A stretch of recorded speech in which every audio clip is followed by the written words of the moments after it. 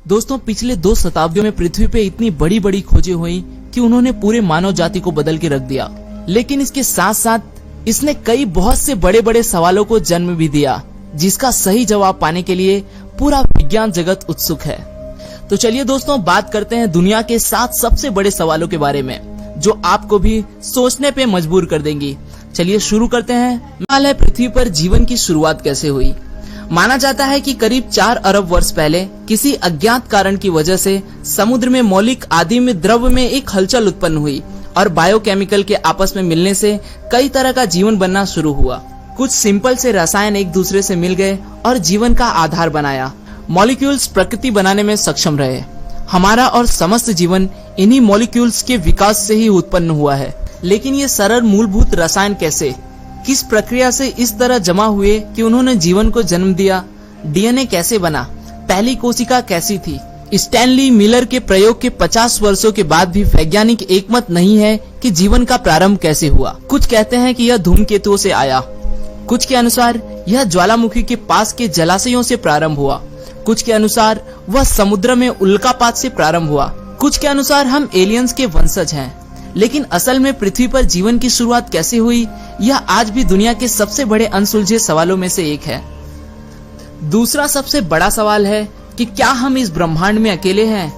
तो दोस्तों, शायद नहीं। खगोल वैज्ञानिक ब्रह्मांड के हर उस कोने को, मंगल ग्रह और बृहस्पति के चंद्रमा यूरोपा से लेकर कई प्रकाश वर्ष दूर तारों तक खंगालना चाहते हैं, जहां जीवन के मूलभूत आधार द्रव्य जल की उपस्थिति संभव हो। कई रेडियो दूरबीन ब्रह्मांड के हर भाग से आते हुए रेडियो संकेतों को खंगालने में लगे हैं, लेकिन 1977 के वाव सिग्नल के अतिरिक्त कोई और सफलता हाथ नहीं मिली है। खगोल वैज्ञानिक हमारे सौर मंडल से कई प्रकाश वर्ष दूर ग्रहों के वातावरण में जल और ऑक्सीजन की जांच करने में सफल हो गए हैं। हमारी मिल्की वे मंदाकिनी आकाशगंगा में जीवन योग्य 60 अरब से भी ज्यादा ग्रह हैं, जिन पर परग्रही जीवन की तलाश में अगले कुछ दशक काफी रोमांचक साबित होंगे। तीसरा सवाल है, क्या समय यात्रा संभव है? आइंस्टाइन के सापेक्षतावाद सिद्धांत के अनुसार अंतरराष्ट्रीय अंतरिक्ष केंद्र के यात्री समय यात्रा कर चुके हैं, क्योंकि अंतरिक्ष में समय गति धीमी हो जाती है। वर्तमान में यह प्रभाव अत्यल्प है, लेकिन गति बढ़ा दीजिए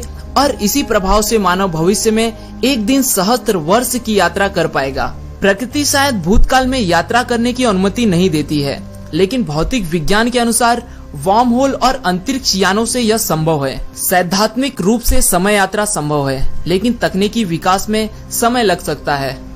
चौथा सवाल है, सारे कार्बन को कहाँ ठिकाने लगाया जाए? पिछली 2 शताब्दियों से हम जैव ईंधन को जलाकर अपने वातावरण में कार्बन डाइऑक्साइड भर रहे हैं। यह कार्बन पृथ्वी के सतह के नीचे तेल और कोयले के रूप में दबा था। अब हमें इन सारे कार्बन को पृथ्वी के वातावरण से हटाना होगा, अन्यथा हमें बदलते वातावरण के खतरों को झेलने के लिए तैयार रहना होगा।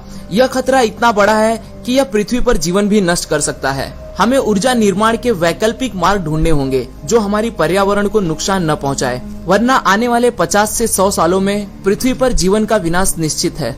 5वां सवाल है, जनसंख्या विस्फोट का क्या हल है? वर्तमान की 7 अरब जनसंख्या 1960 की जनसंख्या से दोगुनी है और ऐसा अनुमान लगाया जाता है कि 2050 में यह 9 अरब पार कर जाएगी। इतनी बड़ी जनसंख्या कहाँ रहेगी और निरंतर बढ़ती जनसंख्या के लिए भोजन और ईंधन कहाँ से आएगा? शायद हम कुछ भाग को मंगल पर भेज दें, कुछ भाग के लिए भूमिगत शहरों का निर्माण कर पाए। भोजन के लिए प्रयोगशालाओं में मांस का निर्माण हो सकता है। फिलहाल तो यह एक विज्ञान फैंटेसी लगता है, लेकिन अब इसे गंभीरता से लिया जा रहा है। 6वां सवाल है, सागर के तल में क्या है? आपको बता दें कि समुद्र का 95% भाग अब भी अज्ञात तथा अनएक्सप्लोर्ड है। वहाँ क्या है, यह शायद किसी को भी नहीं पता। 1960 में इस प्रश्न का उत्तर पाने डॉन वॉल्स और जैक्स पिकार्ड समुद्र की सतह से 7 मील तक नीचे गए थे। यह प्रयास मानव प्रयत्नों की पराकाष्ठा थी, लेकिन वे सागर की तलहटी पर जीवन की सिर्फ एक ही झलक देख सके थे।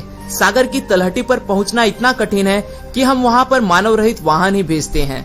सागर तलहटी पर अभी तक की गई आश्चर्यजनक खोज, जैसे बेरिलियम मछली जिसका सर पारदर्शी होता है, वह अल्जीमर बीमारी की चिकित्सा में प्रयुक्त हो सकती है। समुद्र में की गई इस तरह की नई खोजें इस मायावी दुनिया का अल्पांश मात्र है। अभी तो इस अथात समुद्र के बहुत से रहस्यों पे पर्दा उठाना बाकी है।